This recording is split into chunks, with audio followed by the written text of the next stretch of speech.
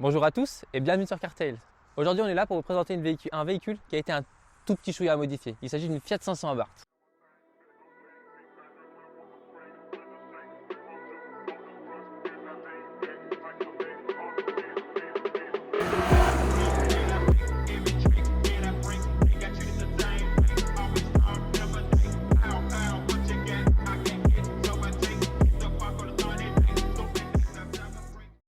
Alors on va commencer par faire un petit point sur l'histoire Abarth. Alors l'histoire Abarth a commencé en 1949 avec Carlo Abarth qui est un pilote autrichien né en Italie. Alors il a été connu parce qu'il faisait des préparations moteurs sur ses voitures. En gros il faisait des préparations pour les voitures de course, les voitures de compétition. Et après il a vendu des kits d'adaptation. En gros il vendait des kits pour préparer les véhicules pour faire de la course. Alors au fil des décennies, Abarth est devenu une marque à part entière, une entité distinctive.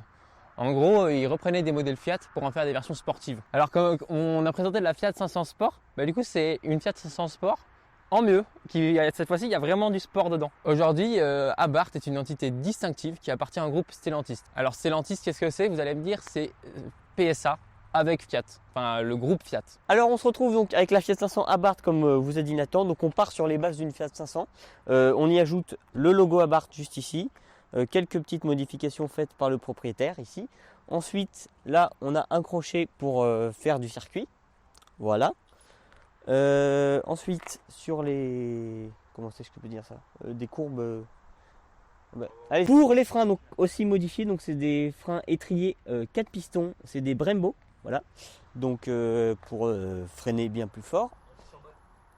Ensuite... Qu'est-ce qu'on y retrouve là? Fiat 500 classique. Le logo Abarth pour rappeler encore une fois que c'est une Abarth et pas une Fiat 500.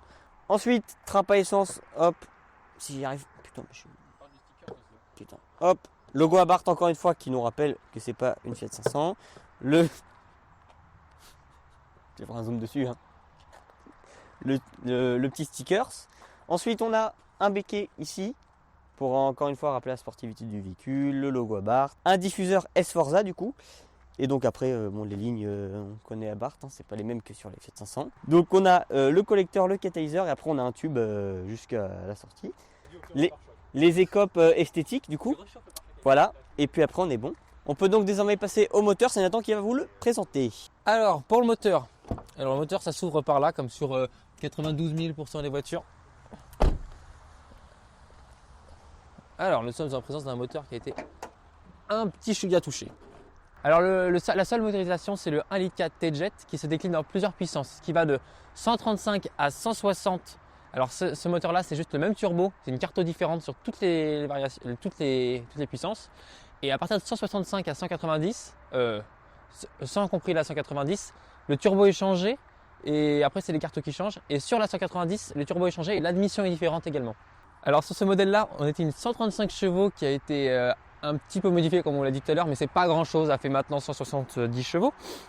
Alors qu'est-ce qui a été fait dessus? On retrouve un solénoïde biposto qui contribue à... j'ai oublié. Alors le solénoïde biposto, ça sert à avoir une pression turbo plus stable. Alors là je peux pas vous le montrer, mais c'est un petit boîtier électronique qui est juste en dessous là et qui permet de gérer le turbo, la pression du turbo plus stable.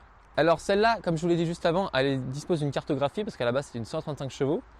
Elle dispose d'une carte au éthanol. Il faut passer les injecteurs plus gros en 390 pour l'éthanol du coup. Alors un petit truc qu'on n'a pas dit, on retrouve ici une petite dump valve. Je ne sais pas si on peut vous la montrer parce qu'elle est vraiment visible. Alors la dump valve c'est ce que tout le monde aime bien. Vous accélérez, vous lâchez l'accélérateur, ça fait stouf.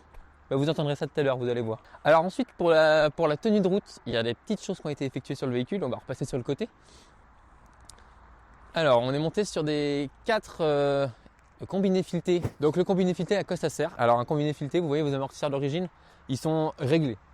Un combiné fileté, vous en mettez 4 sur votre voiture, vous pouvez tout régler. Vous pouvez régler la hauteur de caisse, la dureté de l'amortisseur. Vous pouvez régler plein de choses. C'est les 2 choses essentielles qu'on peut régler avec ça. Alors du coup, les triangles avant, ils permettent d'éliminer les jeux parasites quand on force un peu trop. Il y a toujours les signal blocks, c'est les bouts en caoutchouc qui bougent, donc ça amène un petit peu de jeu. Et là, du coup, avec les triangles, ça permet de les réduire au maximum. Alors on est parti pour cet essai de l'Abarth. Donc, première sensation, on a essayé un petit peu avant, disons que on a essayé, comme a dû vous le dire Nathan, la Fiat 500 Sport il n'y a pas longtemps. Là, on essaye l'Abarth. L'Abarth, ça n'a rien à voir. On est sur quelque chose d'autre. Hein. Alors, même si elle est modifiée, je pense que même une Abarth de base, ça doit être quand même quelque chose. On a ce bruit, vraiment, ce bruit qui peut faire mal sur l'autoroute dans les oreilles, à mon avis, mais qui, je trouve, est contrôlable. C'est-à-dire que si on ne bombarde pas dedans, ça ne fait pas tant de bruit que ça. Là, je suis normal. Bon, ça va. Il n'y a pas trop de bruit non plus. Là, on va se taper une petite accélération. Ça fait un beau bruit, on va freiner. Hop, parce qu'il y a un... Voilà, on la chauffe un petit peu tranquillement. Disons que c'est une voiture amusante, qu'elle en a dans le ventre. Hein. Regardez.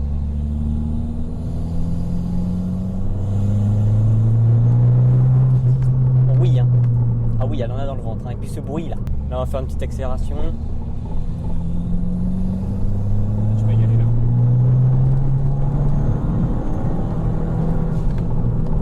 Ah oui, hein.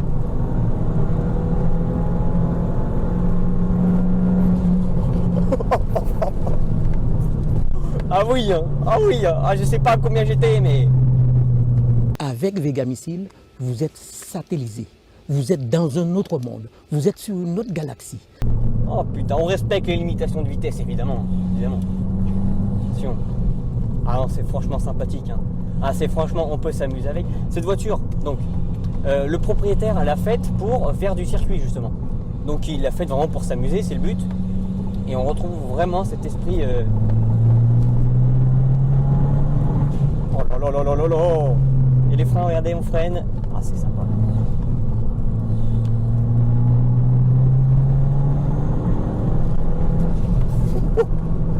On va se détendre. Donc voilà, quelques petites accélérations.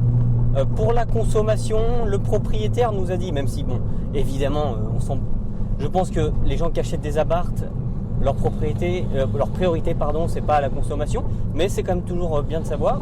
Sans taper trop dedans, il arrive à être aux alentours des 5,9 litres, ce qui reste raisonnable, sachant que c'est à l'éthanol. Ouais, ça reste très raisonnable. Maintenant, évidemment, si on monte dans les tours, ça peut vite grimper. On peut voir que la finition intérieure, vraiment, ils ont repris vraiment les bases d'une Fiat 500. Ils ont repris la Fiat 500, ils n'ont rien modifié dessus. Hein.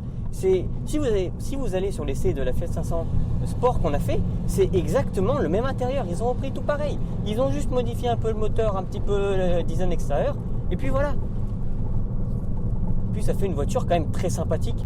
Donc pour cette voiture, je disais, qui est amusante, c'est un petit kart en fait, on peut la trouver entre 25 et 35 000 euros. Après sur celle-ci, il y a eu des modifications de fait, donc forcément c'est plus cher. Mais une Abarth de base, entre 25 000 et 35 000 euros à peu près. Donc je trouve ça raisonnable pour une voiture avec laquelle on peut quand même bien s'amuser. Alors la fiabilité par contre, je ne sais pas si elle est au rendez-vous sur cette voiture. Je pense pas, hein, ça m'étonnerait. Aujourd'hui le petit essai d'une petite Abarth. Voilà, Fiat 500 Abarth. Je conduisais tranquillement. C'est génial, Fiat. Voilà ce qui s'est passé. Voilà. Bon moment. On a encore tout pété. Allez. Mais bon, après, est-ce que c'est une voiture que tu sors tous les jours, une Abarth?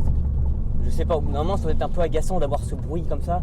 Même si c'est bien, mais je pense que tous les jours, ça doit être un peu chiant. Alors, premier essai de cet essai de ce véhicule. Alors, qu'est-ce que je retrouve à l'intérieur? Déjà, je retrouve un truc. Je sais pas ce que c'est, on va pas en parler. On retrouve les finitions de la Fiat 500 Sport qu'on a essayé précédemment, avec des choses en plus. Donc, notamment le compteur qui a été un peu retravaillé, le volant Abarth. Et là, sur le côté, alors c'est un peu spécial, je sais pas si je vais pouvoir vous montrer. On a un petit logo qui me dit pression turbo et quand changer de vitesse. C'est pratique pour éviter d'endommager le moteur. On retrouve notamment alors ce fameux pommeau Gordini de vitesse qui est très sympathique. Ça rappelle celui de la Fiat 500 Gordini, parce que tu vois ce que c'est une Fiat 500 Gordini. Alors par contre cette voiture c'est un peu spécial, je pense que ça se voit un peu. On n'a pas de banquette derrière c'est vide, ça a été vidé, il y a un filet pour mettre des casques parce que c'est une voiture qui est préparée pour faire de la piste. Donc on retrouve en place conducteur un baquet qui n'est pas monté sur rail, qui est juste vissé, donc il n'est pas réglable. Donc c'est pour ça qu'on a l'impression que je suis un peu loin, mais sinon au niveau de la conduite c'est pas trop mal, j'ai envie de dire, ça va, ça se défend assez bien. Ce qui revient aussi, c'est que c'est vraiment une Fiat 500. Là, vous voulez mettre la radio, vous pouvez mettre une radio. Ça n'a pas été supprimé. On a vraiment juste une suppression de banquette arrière pour du poids. Parce qu'on n'en a pas parlé dans la présentation. Mais la voiture est très légère. Elle fait aux alentours des 1000 kg.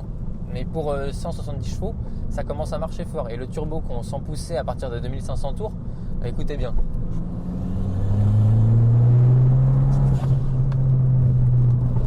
On entend vraiment siffler assez fort le turbo. Alors cette voiture vraiment se comporte vraiment comme un kart. Après là on est sur route mouillée, donc j'ose pas trop rouler fort parce qu'on est sur 4 semi-slick, c'est pas des pneus adaptés à la pluie. Donc on est sur 4 semi-slick, il faut pas taper dedans comme un gros guignol. Surtout sous la pluie, c'est pas fait pour. C'est un kart, vraiment. Quand je dis que c'est un kart, la voiture est toute petite. Si je mets les coups de volant, elle suit. Merde pour le cadreur. Elle suit vraiment bien ce que je dis. Enfin, ce que je demande. Toujours faire le piqué. Non, vraiment, la pédale est très très réactive. Avec les améliorations moteurs qui ont été faites sur le véhicule, je trouve la pédale très réactive. Regarde, je vais juste la léchouiller. Ça remet un coup tout de suite. Même avec le turbo, c'est vraiment très très sympathique. On va tenter une petite accélération pour essayer de voir un peu la puissance de cette voiture. Donc reprise en 2 à 30. Ça patine fortement avec les conditions météo. Au niveau manœuvre, je trouve ça pas ouf pour une Fiat 500. Mais sinon, ça marche vraiment très très fort. Les gens vont dire ah 170 chevaux c'est pas énorme. Oui c'est pas énorme 170 chevaux, mais il faut pas oublier que là-dedans qu'on a que 1000 kg à emmener. Une tonne, quand on a 170 chevaux ça marche plutôt bien. Conclusion de cette vidéo donc, et c'est plutôt sympathique. Qu'est-ce que tu en as pensé toi Nathan? Je pensais que c'était une super voiture. Il faut prendre certains points en compte. Ça marche fort parce que ça a été un petit peu traficoté. La tenue de route, bon, on était sur sol mouillé, donc on n'a pas pu trop regarder ce que ça tenait en tenue de route. Mais je pense que ça va être assez impressionnant parce qu'on a des combini filetés comme on l'a dit ce matin. On a plein de choses qui sont prévues pour que la voiture tienne la route. Donc je pense que ça peut être très amusant. Oui, moi j'ai beaucoup aimé la patate. Parce que ça a de la patate quand même. Alors, en fait, moi je m'attendais pas à ça, je m'attendais à... Moi j'avais une mauvaise image d'Abarth en fait. J'avais une image, bon Abarth ça fait du bruit et puis ça avance pas quoi. Ben, en fait ça avance. Ça avance. Ça avance plutôt pas mal, oui. Ça renvoie quand on a besoin, vraiment. Ça doit se faire plaisir. En plus de ça, le gros point fort de cette véhicule, c'est peut-être un petit peu trop, mais la sonorité. Oui. Vous avez un bruit d'échappement, mais de folie, vous accélérez, tout le monde se retourne. Alors attention, parce qu'à mon avis sur l'autoroute, ça va te casser les couilles très très vite. On n'a pas fait d'autoroute. On aurait peut-être dû essayer d'ailleurs de faire de l'autoroute, mais ça va être vraiment très vite casse-couille à mon avis. Mais voilà, après, si vous voulez vous faire plaisir, allez-y, hein, c'est un petit kart en fait le truc, c'est un petit kart. Donc, après, celle-là est préparée pour la course, mais vous n'êtes pas obligé d'en préparer une pour la course pour avoir un bolide pareil. Après, les points négatifs. Les points négatifs. Les points négatifs. Fiabilité, je pense. Hein. Grosse fiabilité, on a plein de petits... oui, c'est plein de petits problèmes qui peuvent s'accumuler sur le véhicule. Après, on n'est pas là pour cracher dessus. La voiture a fait la journée. Bon, la journée, oui. Elle nous a fait un voyant moteur sur la fin. Mais, mais on a aussi tapé dedans comme des porcs. Hein. Oui, on a aussi un petit peu, on s'en est servi. Quoi. J'ai envie de dire l'intérieur, mais on s'en fout de l'intérieur. Parce que là, on ne prend pas cette voiture pour l'intérieur, on prend cette voiture pour bombarder. Donc non, pour un usage sportif, pour s'amuser, c'est très bien. Voilà, pour s'amuser, tout ça, c'est très bien. Après, si vous voulez une voiture avec de la place, etc., ne prenez pas ça. Ça paraît logique. C'est plus une voiture de jeunes cons. Vous avez 25 ans, vous achetez une Abarth, vous pouvez faire les cons avec, ça marche. Exactement. Ça fait du bruit, ça attire les nanas. Voilà, vous avez trouvé le truc. Et voilà. Donc voilà, c'était Cartales. On espère que cette vidéo vous a plu. N'hésitez pas à vous abonner à la chaîne. N'hésitez pas à lâcher un pouce bleu, ça nous ferait énormément plaisir. Ouais, ça nous soutient et ça nous permet d'avoir des véhicules en plus. Donc n'hésitez pas. Et puis voilà, c'était Cartales. Merci de nous avoir regardés. À la semaine prochaine.